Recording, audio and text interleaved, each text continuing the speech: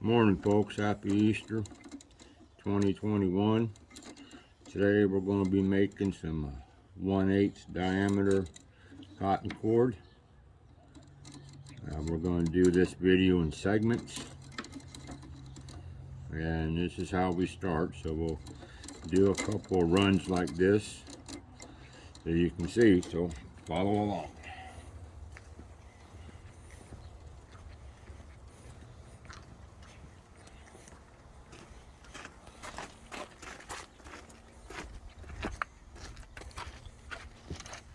These are called yarns, and we lay them on the hook. So we're making a 3-strand rope. 1, 2, 3. These are called yarns, and this is how we do it. That's why it's called a rope walk.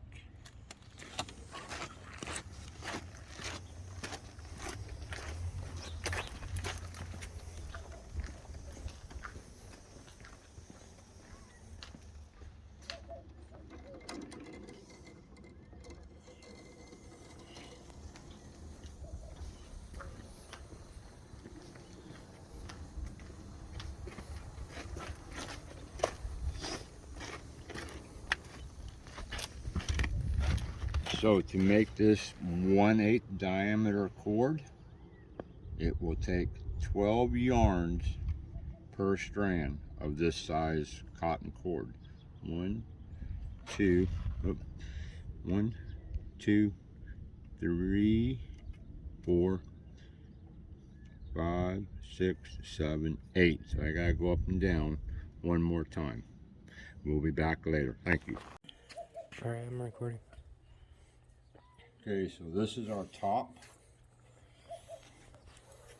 It was made by Daniel at Nautical USA a couple years ago, and it's still going strong. And we separate the strands, the yarns, with the top. And each one will correspond with the hook down at the other end.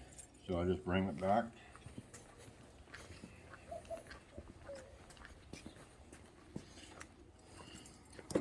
And since we're making this cord tighter than your normal store-bought cord, I'll be walking the top.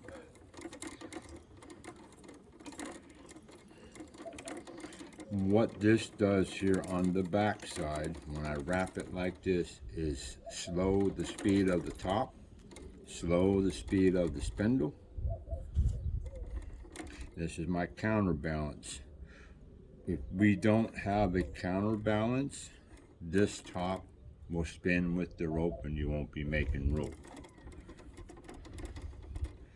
Back here, this helps keeps tension on the lines between this point and the rope jack. So that's what this does back here. Now up here I'll show you.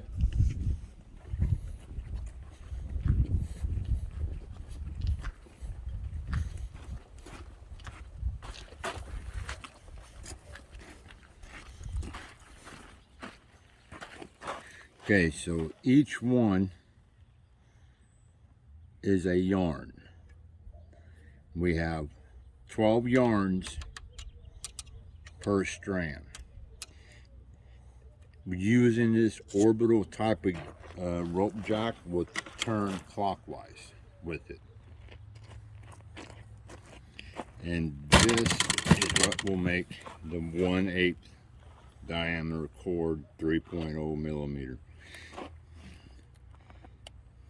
So if you ever lose track of your count, you can only count one side and times it by 2 or whatever.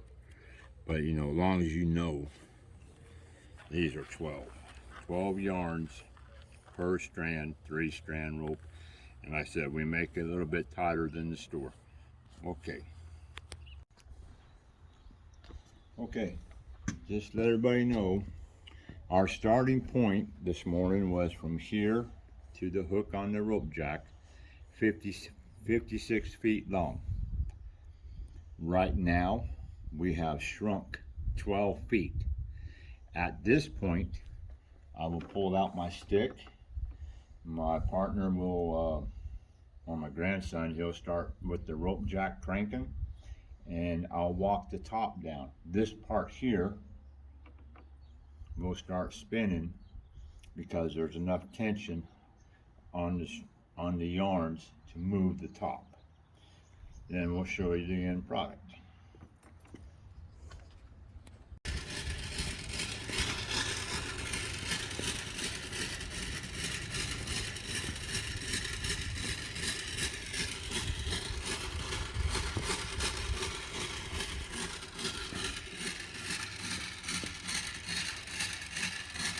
And you can see the rope is forming, the cord is forming behind the top. I'm adding a little bit of resistance to the top because I want a harder laid cord than that's normal that you buy out of the store. And you see it's just actually pushing the top towards the rope jack, which is down at that end.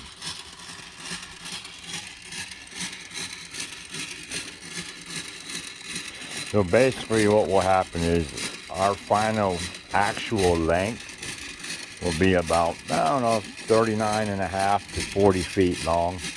And then by the time I trim the ends off, I will sell it at 33 feet. Everybody gets a little extra length, which is fine. But this is how it's made.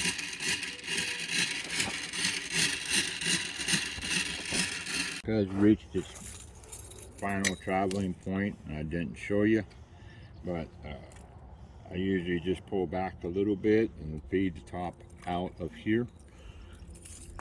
Now at this point, some rope makers will just tie it off here and cut, and I'm going to show you a trick on how you can use up this amount of material left.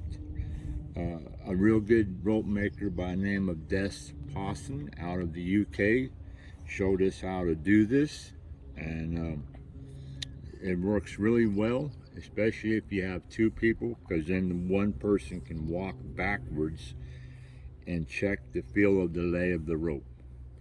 But this is how we finish our rope here 9 times out of 10, unless we're making real small stuff.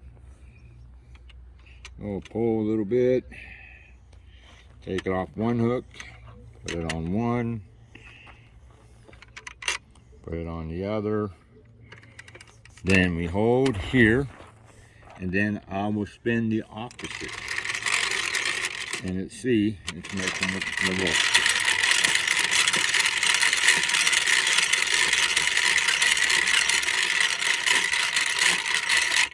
So now we have used all our material.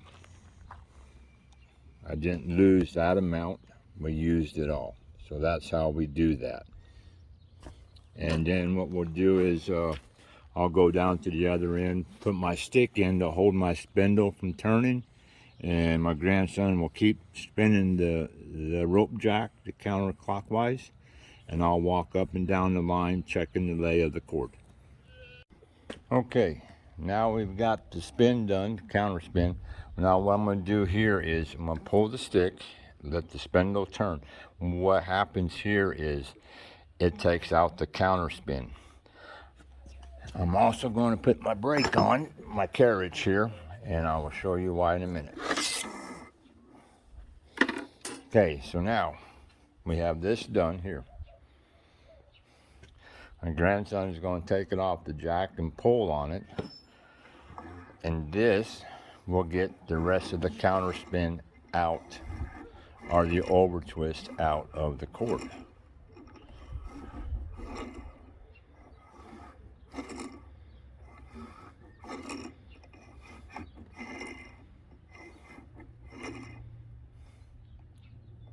Now he'll just coil it up,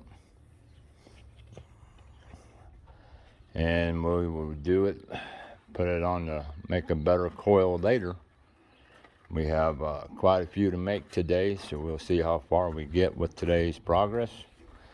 Appreciate y'all watching the little video. He's almost done. We'll get it up here. Get it disconnected from the hook.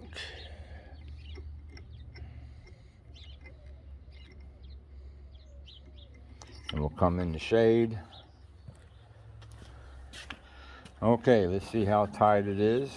Just grab a strand there and turn it. If you can, let me get the in focus here better. Okay, do it again. Pretty tight? Yep. So that's how we make the tight leg cord for your knotting purposes. That one's pretty tight, so it's pretty good. Here, Ethan, hold the camera and let me see. So, good tight cord. As a matter of fact, this cord might be just a hair too tight. If that's the case, you can always soak it in water for a half a day, and it will soften up because this is mercerized cotton. It takes a little bit longer to absorb water because it is mercerized cotton, and that's just a form of treatment they do to cotton to add the dye and the color. But as you can see, very, very pretty rope cord. It's tight, a tight twist, good for flat knotting. A lot of people do flat knots. Bell rope, this will be good and tight.